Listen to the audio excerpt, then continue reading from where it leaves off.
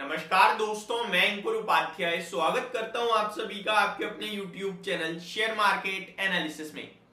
यहाँ पे आप सभी के साथ जिस स्टॉक के बारे में बात करने वाला हूं, जितना बड़ा ऑर्डर मिला है इसको और किसी और कंपनी को ऑर्डर मिल जाता ना तो वो डेफिनेटली 10 से 20% का सर्किट मार देती।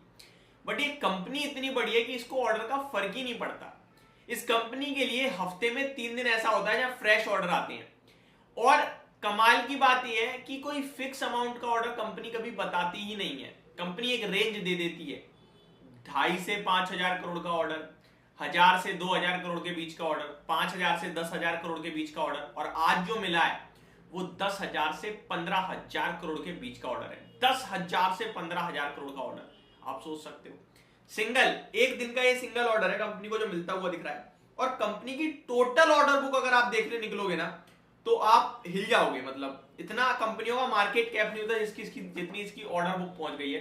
लगभग 4,80,000 करोड़ से ज्यादा की ऑर्डर बुक हो रही है इस कंपनी की।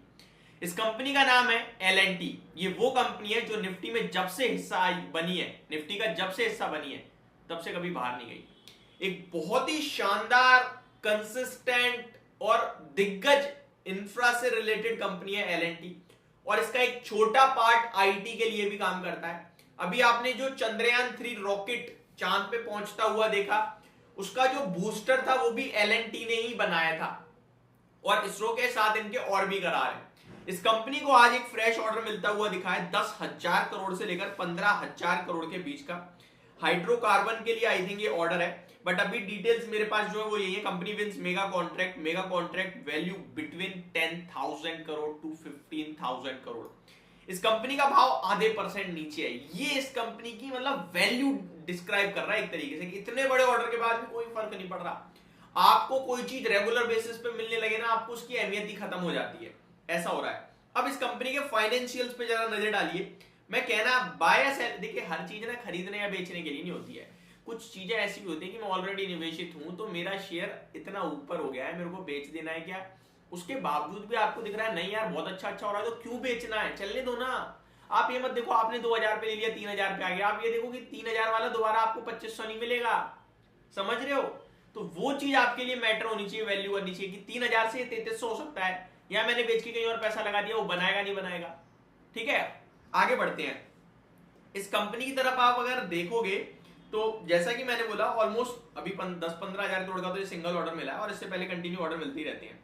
इस कंपनी की टोटल 12 महीने की सेल है 2,03,000 करोड़ की, और कंपनी की ऑर्डर बुक 4,80,000 करोड़ के पास पहुंच गई है। तो अगले 2 साल के लिए तो पूरी ऑर्डर बुक पड़ी है, मतलब सेल कहीं जाने वाली नहीं है, ऐसा मान लो। ये इतने ऑर्डर्स लेती है ना कि इसको अपने सब्सिडीज में ऑर्डर बांटने पड़ते हैं।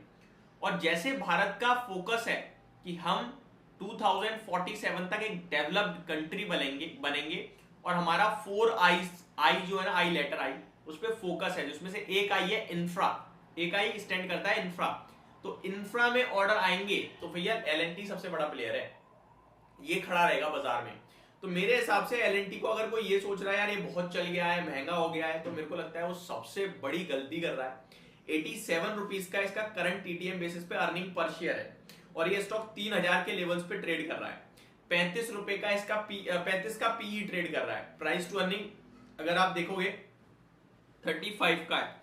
अगर आप देखेंगे अर्निंग पर शेयर किस हिसाब से हो रहा है तो लास्ट ईयर FY23 में 74 का था और अभी 87.7 का है। ऑलमोस्ट 14 पॉइंट्स का 13 पॉइंट्स का जंप है, जो कि होता है 7 का 18% की समथिंग का जंप है। अगर मैं 87 पे 15% का जंप भी दूं तो 102 रुपए का हो गया। ठीक है, 100 रुपए तो आई गया, ऑलमोस्ट 12 रुपए मान के चलो तो 100 रुपए हो गया। और 35 के पी पे ही रहा तो 3500 रुपए का भाव तो डायरेक्ट आ गया। तो अगले साल में 3500 रुपए का भाव तो मुझे क्लियर दिख रहा है अगर ये इस वैल्यूएशन पे ट्रेड करा है, जो 35 का पी है उस पर ट्रेड करता है। बट अगर मैं इसका पी रेशियो देखूं तो ये नीचे 12 के पी तक गया था 2021 में, और हाईएस्ट पी इसका ऑलमोस्ट 40 का है। तो पी रेशियो ऐसा नहीं है सस्ता है, ये ऑलमोस्ट अपने हाईएस्ट पी पे ट्रेड कर रहा है। नॉर्मली ये पी 35 के पी पे ट्रेड करती नहीं है कंपनी। उससे पहले एक बार अगर आप देखेंगे तो 2015 में ये स्टॉक ऑलमोस्ट 40-41 के पी तक गया था, जो कि इसका पीक था। उसके बाद कोविड के समय क्रैश हुआ और 15 के पी पे उपलब्ध था ये शेयर, एंड अभी 35 के पी पे है। तो मेरे को लगता है इसका प्राइस से ज्यादा ना आपको पी चेक करना चाहिए। 35 के पी पे is not a good sign to buy, क्योंकि हाईएस्ट पे 10 साल का मैंने पी खोल के देखा तो मेरे को हाईएस्ट दिख रहा है। किसी भी रीजन से 25 के पी के आसपास मिलता है, पीई प्राइस नहीं पीई, क्योंकि अर्निंग पर शेयर बढ़ेगा तो वो प्राइस तो अपने आप बढ़ जाएगा, लेकिन वैल्यूएशन में मुझे 25 का पीई मिलता है तो मैं लेने के लिए तैयार हूं। Let's assume earning per share तो 100 का हो गया, लेकिन आपका पीई 25 का हो गया तो वो 2500 रुपए पे आ जाएगा 3500 की जगह।